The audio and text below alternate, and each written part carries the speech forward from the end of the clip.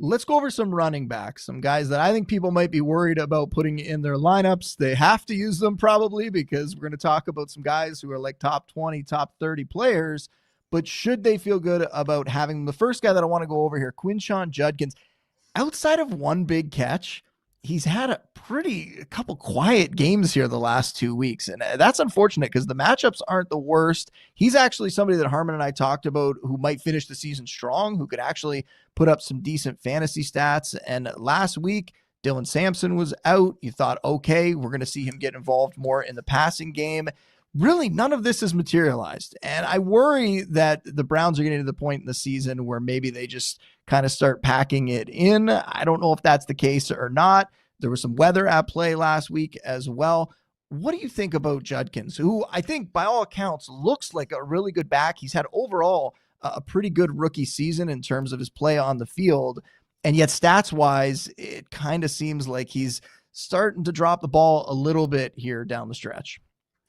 Yeah, since the bye week, he doesn't have better than 4 yards a carry in any game. I realize that can be a noisy stat, but 1.8 against Chicago, 1.9 against Tennessee, 2.9 against the Raiders.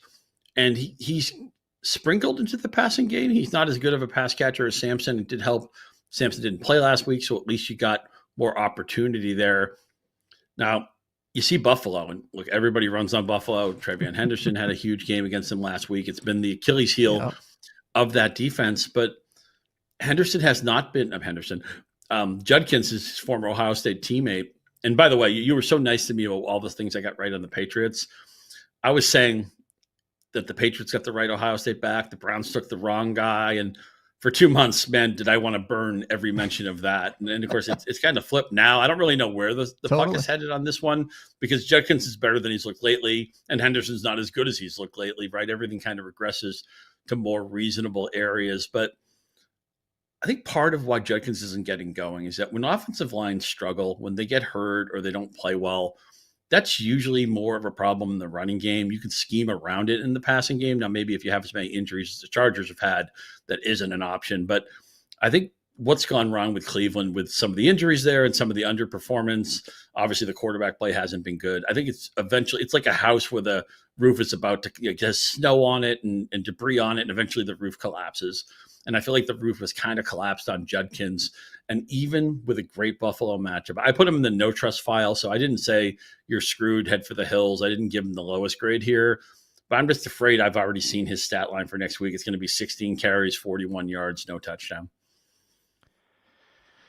It's possible. I mean, I think they see what we all see is that you can run on the Bills. And I'm sure they're watching a rookie back last week break some big runs, and their game plan is going to heavily involve trying to make that happen for Judkins this week.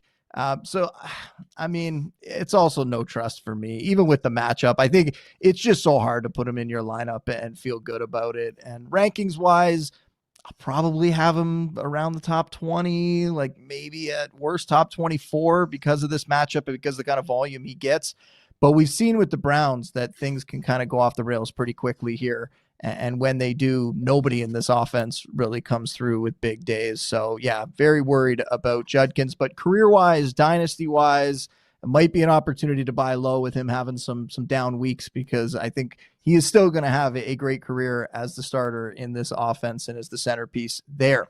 What about the Bucs running backs, Scott? And we got three guys. I mean, I don't know that Rachaad White is really even a part of this conversation. I don't think anyone's starting him for fantasy. I feel like everyone kind of understands the setup now that if Irving's not out there, White kind of profiles better as more the pass catching type, more the complimentary guy. And we see Sean Tucker step into that lead back role in a perfect scenario. It took a few weeks to get there when Irving was out, but eventually they got there. Now what we're seeing is Irving's back. He's getting a lot of work. He's putting up okay stats.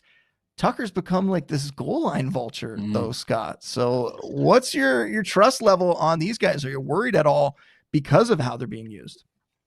Yeah, not a lot of disagreement with us on the trust script, but we have a little bit of disagreement here. I want some trust on Irving only because he's never going to have that much passing upside if White's around, because that's what they like to use White for.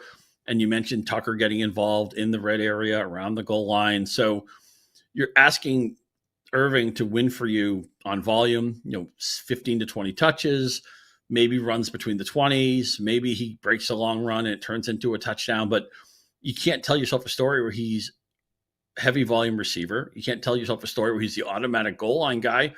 And then you have Baker Mayfield playing poorly. So the octane of the offense, the viability of that offense, the buoyancy of that offense, if you will, goes down.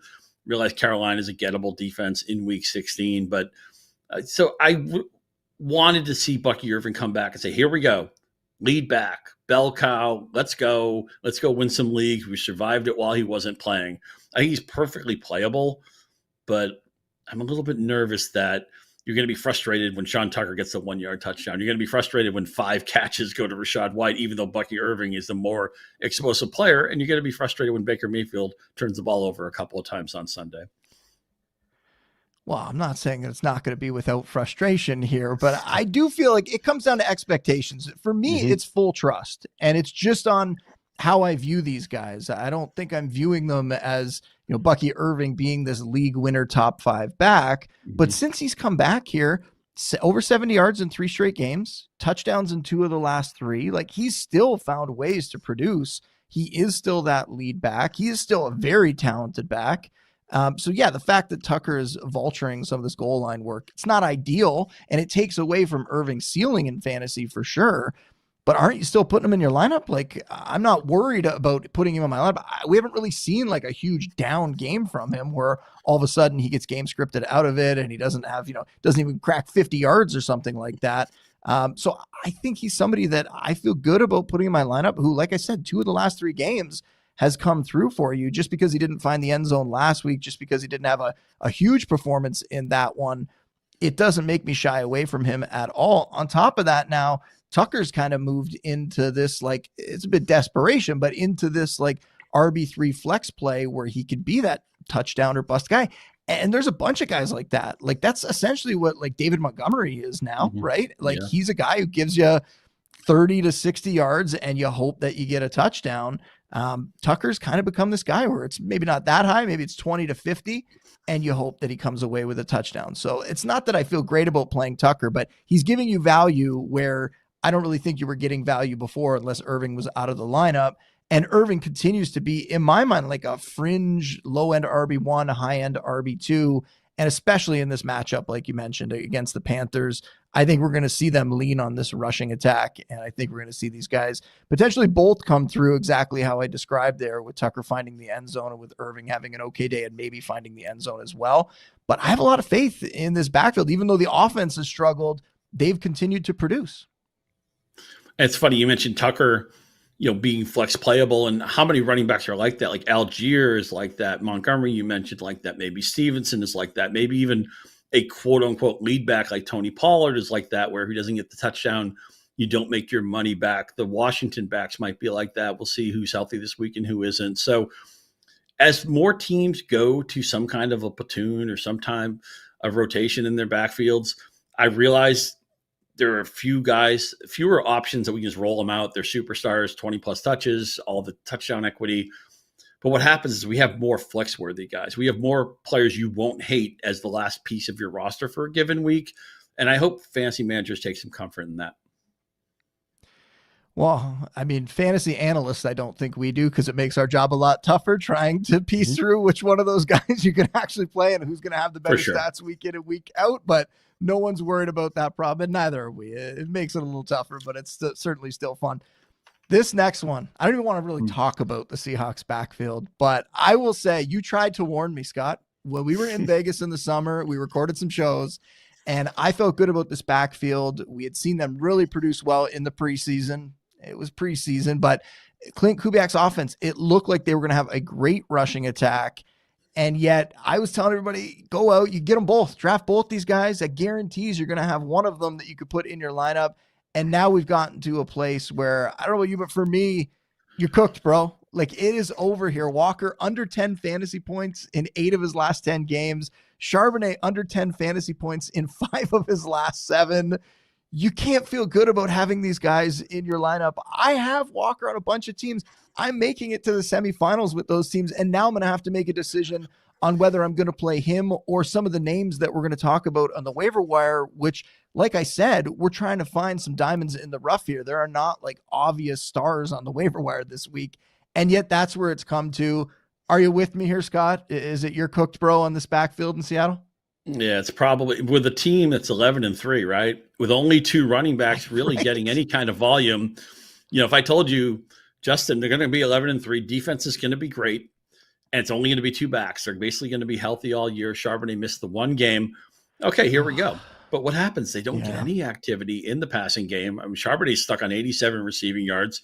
Walker's got 176.